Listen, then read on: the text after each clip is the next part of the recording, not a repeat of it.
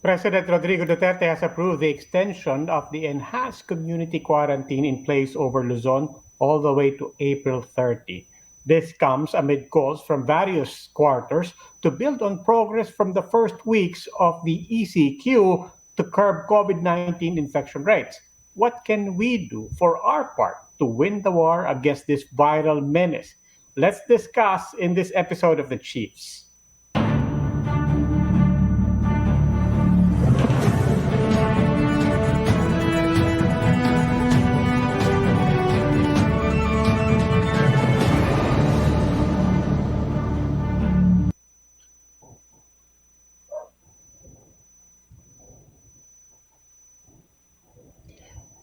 Welcome to this special edition of The Chiefs. I'm Robbie Alampay. Nandito po ako sa Chera Pura sa Quezon City. And I'm also joined in this special episode by our colleague na matagal ko nang hindi nakikita, Editor-in-Chief of the Philippine Star, Ami Pamintuan. Ami, kamusta ka? Nasaan Hi, ka? good to see you. Good to see you on quarantine. Para nasa opisina ka, nasa Maynila ka? Sa office, tuloy-tuloy ang pasok namin. Meron lang social distancing, of course. Everybody's required to wear mask. Saka hindi lahat ng tao pinapapasok sabay-sabay to make social distancing possible. Even during the meetings, hiwa-hiwalay kami. Okay, that's good to know. Now, joining us in our discussion are Doctors Jason Ligot and Albert Domingo. Dr. Ligot is a health communication specialist and director at Organic Intelligence. Meanwhile, Dr. Domingo is an independent health systems and public policy consultant. Doctors Domingo and Ligot, welcome to the Chiefs. Hello, Robbie. Hello, Amy. Hi, Robbie. Hi, Amy. Hi, why? Okay, now, these special quarantine episodes of the Chiefs are much shorter, so we'll dive straight into it. We invited you because you started this discussion along with your organization on community-based management of COVID. Ngayong inextend na ang quarantine and people are wondering anong mangyayari sa atin ngayon. Either one of you, Dr. Domingo, siguro I'll start with you. What does that mean for us? What is community-based management of COVID-19? Right. So, Robbie, whenever we say community-based management, from the words themselves, dapat sa community ginagawa yung pag-alaga sa COVID patient. This makes us wonder, di ba yung mga naririnig natin na COVID patients, yung mga usually critical, pag sinabi nating frontliner, naiisip natin yung mga doktor sa loob ng ospital, tama naman yun, frontliner sila. Pero meron din kasing iba pang frontline. Actually, yung sa hospital, last line na yon. Yung community, yun talaga yung first line of defense. Pahile-hilera yan eh. So when we say community-based management, we're looking at handling the patients who have mild symptoms, yung mga lagnat lang, fever, a little cough maybe, sore throat, no difficulty of breathing, no severe symptoms. They can actually be managed in facilities nearer to their houses, typically within the barangay or even the city or the municipality. Yun yung community-based management na sinasabi natin. Now, for the public health system, why is it important to bring this discussion to the forefront? Bakit mahalagang pag-usapan natin ang community-based intervention?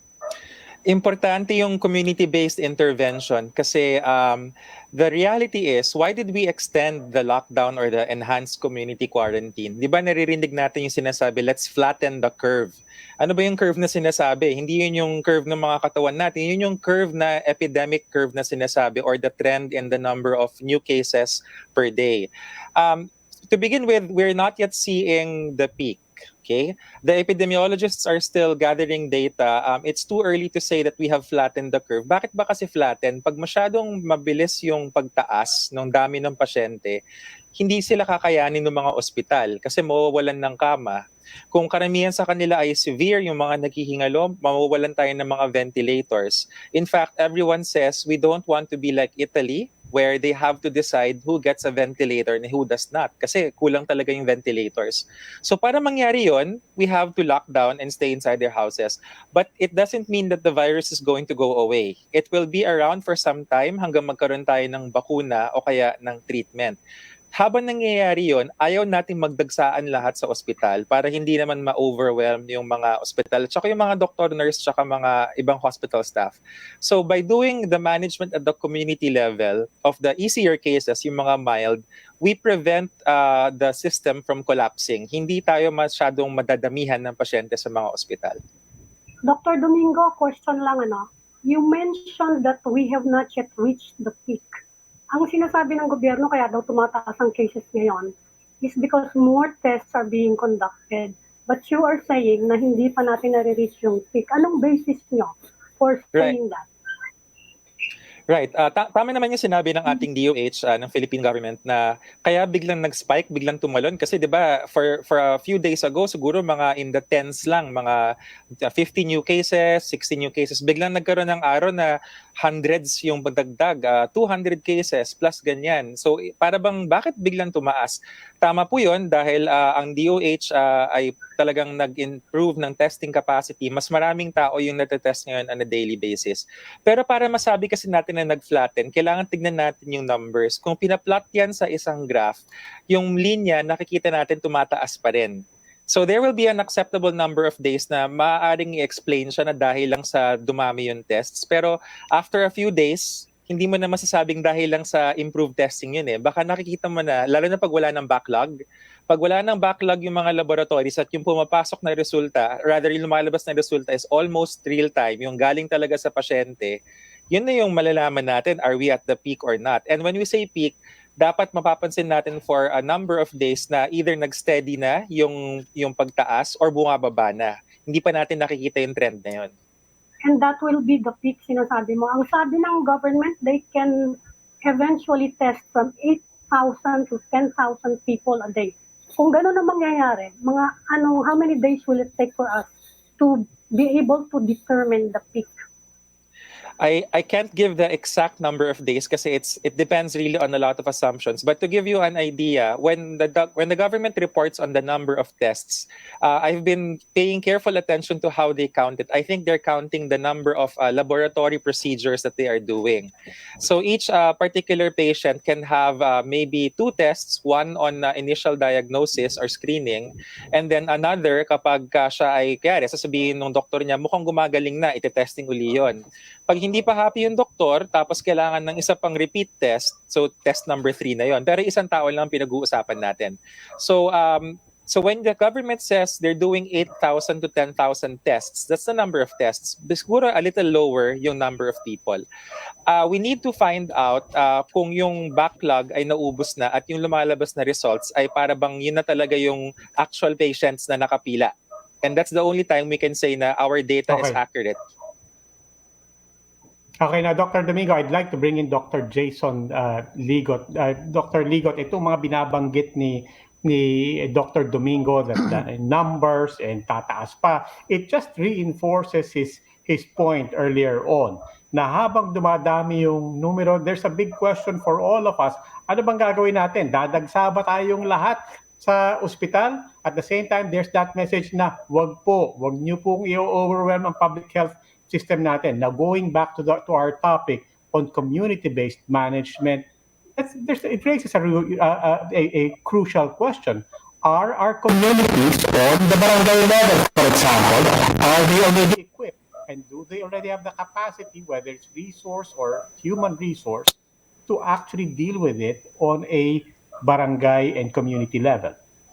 Right, that's a good question to ask, Robino. But before I answer that, I think it's helpful to clarify two related but different concepts, which is quarantine and isolation. So when we say quarantine, what we're doing is we're restricting the movement of a group of people who may have been exposed to see whether or not they develop symptoms. Isolation, on the other hand, is we're separating patients who are sick from those who are healthy or not sick. And you can only get to isolation, obviously, when you're able to test at a certain capacity. which is why a lot of discussion and emphasis has been around whether or not we're testing enough. And in due fairness to the government, they are increasing the testing capacity day by day. And by doing so, we are making an invisible enemy visible. And it's only then that we're able to move to the next phase of the response, which is isolation. And in that respect, the roles of the community is very, very important for two reasons. Number one, a lot of these strategies are anchored on whether or not people will follow government advice or appropriate health seeking behavior. And the community has a big role in encouraging the appropriate health seeking behavior, in making sure that messages reach their intended audiences and that those audiences follow the advice. Number two, as Albert mentioned earlier, what this quarantine actually does is it buys us time. Time to do what? Time to be better prepared, to be better equipped, to increase our testing capacity, to build the capacity of our hospitals, health centers, etc. And so, in doing so, by the next phase of the response, that's very important to take note. No, we're not looking at a few weeks. This is going to be a long, protracted battle. And in such a long, protracted battle, those communities will really play increasingly important roles. Okay, so anong itsura nun? What will that look like? Let's say I presume here when you say community-based, we're talking on the level of barangays, no? Or maybe even sitios. So what does it look like for us? Let's say our barangay says, "Oh, kami, we're all in on this community-based thing." What does that mean? Well, in the first instance, it means that the community itself should be prepared. In what I mean by that is that the community should be able to self-police. For example, if somebody in the community develops symptoms, that they know where to go, that they know what to do. And if it's possible to manage it at the primary care level, not necessarily refer up to the hospital. And by primary care, this could mean a health center, for example, or a temporary facility that's set up specifically for this purpose, then that decreases the pressure on the health system or on the hospitals, which is what we're seeing right now. Dr. Ligot, I'd like to Yes, ask, ma'am. we talked to you before the quarantine started. Yes. From what you've seen, how do you assess the government's response in the first maybe 3 weeks of the crisis? I think we have to look at the balanced view. On the one hand, there were a lot of challenges in the first few days of the quarantine. There was a lot of confusion in terms of how the extreme quarantine measures would be implemented, whether or not you could go to work, how would you even go to work, for example, public transportation, all of the borders and all of that. And I think what has become increasingly clear is also the important role of local government. We've seen some cities, for example, outperform others because they've had very proactive local government leaders who had a plan or knew, at the very least, knew how to respond very quickly and mobilize resources. I think so. I would give credit to those local government officials who, at the onset, were able to really organize and mobilize the resources very quickly. From a national perspective, I think we have to understand that government is not just one entity. So when people complain about government, we assume that it's one big agency, but actually it's not. It's several different agencies trying to work together as one. And there are a lot of, I would say, good signs or more positive signs in the last few days where you see government really trying to work together. A good example, for example, related to this topic is the construction of mega facilities for isolation that is being led by the Department of Public Works and Highways. What they're essentially doing is they're retrofitting big venues like the PICC and World Trade Center to augment the capacity of the health system to deal with more mild or moderate cases. So I would say as a whole, yes, there were challenges for sure, but you would expect that in such a big undertaking. And it's also what we're seeing in other countries anyway. But over time, it looks like I think the government response is getting better. And right now, I think for us, our role as citizens is to one, pay attention. Obviously, we have to know and follow what government is saying or asking us to do. But at the same time, we should always remain vigilant and make sure that good governance is always practiced. Dr. Domingo, do you have the same assessment? And what do you think the government can do better? Or what more can be done? by way of preparedness in the short term and long term. Right. One of the objective ways of comparing country performance across countries with regard to COVID-19 is the rate, or what they call the doubling time, like how many days before the number of confirmed cases doubles, or you can also look at how many days between the doubling of the number of deaths. Sa madaling salita, gaano kabilis tumaas yung number ng COVID cases tsaka yung mga namamatay. The trajectories show that we are right now still following the same speed that South Korea and what they call this Japan initially started with. Although in terms of sa dami ng araw, parang dumadating na tayo sa checkpoint na kung saan yung South Korea, who is said to be one of the better performing countries kasi talagang na-slow down nila yung spread sa kanila. Dumarating tayo sa point na malalaman natin, are we at par or are we better or worse? I wouldn't say that we can be better because let's be real about our capacities. We are not as highly resourced or rich. Hindi tayo kasing yaman ng South Korea. Pero hindi rin naman tayo kasing hirap or kasing delikado ng mga sinasabing weak health systems. To begin with, you don't really categorize countries as having strong, weak. Ang sinasabi lang is may mga bansa talaga na mas mahina yung capacities, but we make do with what we have. And in that sense, I do agree with what Jason said na this government of ours, no matter how we say that we criticize it, actually is adapting quite fast. Considering na para bang, I mean, look at the pace by which DOH, I don't know, maybe it's an effect of everyone being in quarantine and hyper vigilant on social media na as soon as a policy comes out within the next hour, meron na kagad criticism, and not just the criticism na para bang nagsasabi lang ng slogan. Hindi, there are really brilliant people who have all the time, probably in quarantine, to come up with the numbers and analytical figures that are actually driving the DOH to do much better than it would kung walang ganong hypervigilance. So the government overall is doing quite well. There will be some areas of improvement and we're seeing it. So when we say let's test more, sabi ng gobyerno, okay, we'll bring in more laboratories, we'll bring in more testing kits, and we'll train more people. And they're doing it as we speak. When we say let's count the number of ventilators and the number of beds, this is actually one of the interesting parang points. Dati, hirap na hirap mag-communicate ang public hospital saka ang private hospital.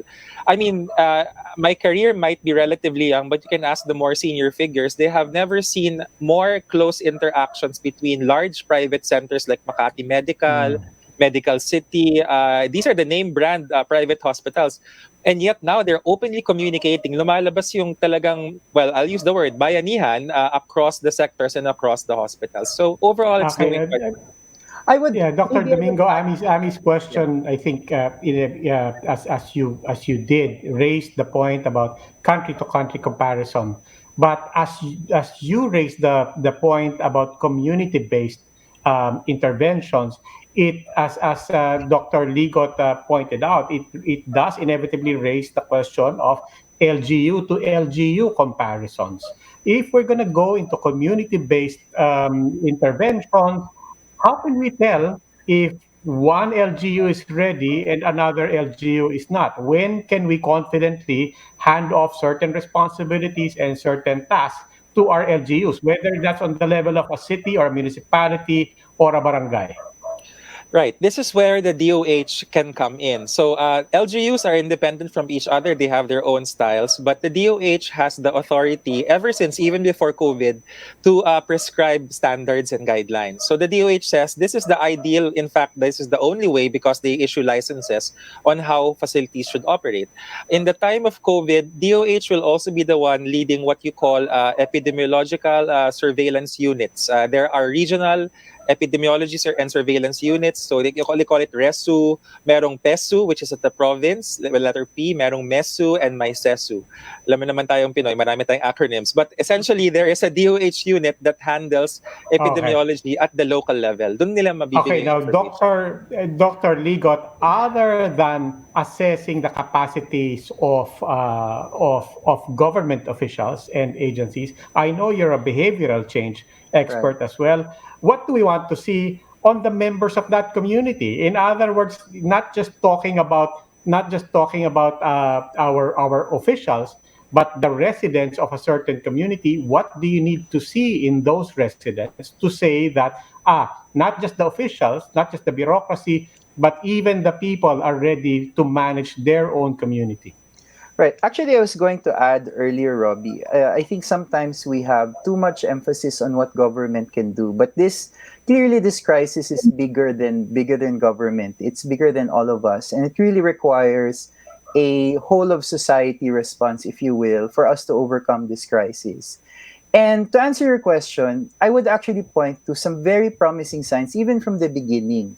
One of the advantages, if you can call it that, of living in the Philippines is that we're used to dealing with emergencies and calamities. This is not the first time, for example, that we've had to mobilize tremendous resources in response to a particular calamity.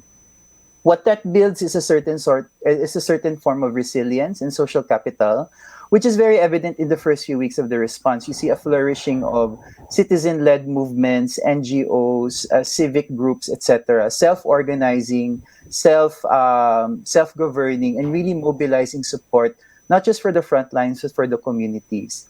That is the kind of community spirit that we need to see for this to work.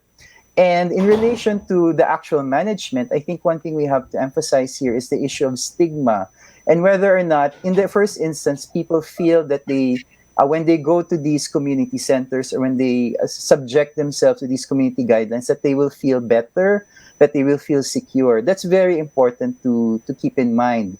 And the government and different sectors of society have important roles in making sure that um, we're all reassured and that we all know that we have a role in this bigger response. Dr. Ligot, people are saying after this pandemic, life on this planet will be different for good. What sound health measures do you think people should have, should develop as a result of this pandemic? Should we always be wearing masks, for example? Should we try to maintain social distancing after this threat is over? Mm. Actually, I would say I think we really have to pause and reflect on the kind of life we want to see after all of this is said and done. And I cannot offer a clear prescription right now because the fact of the matter is, as Albert mentioned earlier, we're still not even the first peak of this epidemic. And in other countries like in China, they're already preparing for the second and third peak. So this response, although it feels like it's been so long, in truth we've only been responding to it as we have been for a little over 3 weeks. So how this will continue it to evolve, how this will change our way of life, it still remains to be seen because actually there's still a lot of questions we need to answer in the first instance. However, having said that, I think there's a lot of talk and a lot of discussion right now about sustainability, about how we take care not just of ourselves but also of the environment around us. And this really, I think, this pandemic has really placed into unique focus just the interrelationships, not just between people but also between people and the bigger environment. Dr. Domingo, you think we should continue washing our hands with alcohol, soap and water anywhere we go? I'm asking this because I know there are certain East Asian people who have been wearing masks wherever they go. And they've been doing this even years before this pandemic started.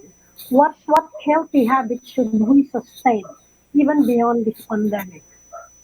Yeah, Right. idadagdag ko lang doon, Dr. Albert, magkakamayan pa ba tayo, mga Pilipino, maghilig mag-handshake, beso-beso? Right. We're a very I saw on social people. Facebook that What are there's the habits one. they people change?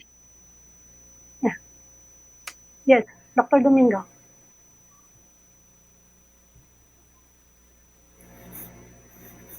Nawala yata si Dr. Domingo. Maybe Dr. Ligot can Yeah, answer that. alam mo, Amy, that's a good question, no? And actually, a lot of this it's actually interesting. A lot of this classic public health advice about keeping your hands clean, coughing properly, it's not new. There was an old advertisement that was published sometime in the 1920s, in the aftermath of the 1918 flu, which it's interesting to observe that it's actually the same messages that we've been saying, or we were saying right now. So I would say, as far as the basic hand hygiene, cough etiquette, etc., is concerned, we should continue to do that. That's just sound public health advice and just good healthy habits to begin with. To Robbie's question about whether or not we will get to a point where we will shake hands or embrace, etc., I certainly hope so, because this physical distancing also has a toll on our mental health, because we're used to touching or at least being close to other people, and this is really not, I would say, the normal state of affairs anyway for people. We will get to that, I believe so. I mean, of course, there's the perspective that at some point we will build up enough immunity to this virus that we will be protected as a population. Of course, very early, it's still very early, but there's a lot of science and a lot of experiments being done already for possible vaccine treatments. So when all of that comes online, hopefully we might see, I wouldn't say we'll go back to normal, maybe a new normal, a better one. Yeah. Dr. Domingo, do you think we should maintain permanent quarantine areas so that in case something like this happens again, we won't overwhelm our hospitals and endanger too many of our health professionals? Right. If there is one benefit that this COVID exercise, this pandemic rather, is giving us, it's preparing us. It's strengthening our health system, especially at the local level. Nakikita natin ngayon. I mean, the last time that you had me on this show, I was talking about universal healthcare. That was more than a year ago. And look at us now. We're talking about COVID, but the same principles apply. The coordination between levels of government, primary care above all, making sure that the front line is not only the hospital but also the community.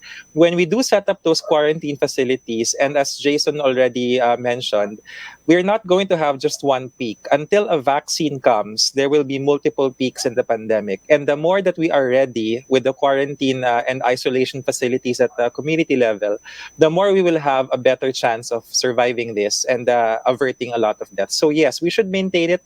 I think even after, maybe some of these facilities might go back to what they used to be. Like, I would imagine PICC will start hosting meetings again. Baka mas marami ng physical distancing and the sports arenas. But we should have the systems in place, and at a certain alarm, pag sinabing, okay, here comes another pandemic, another coronavirus or whatever in the future, sanay na tayo, meron na tayong mechanism, at hopefully, pag nangyari yon, mas mabilis na yung response natin.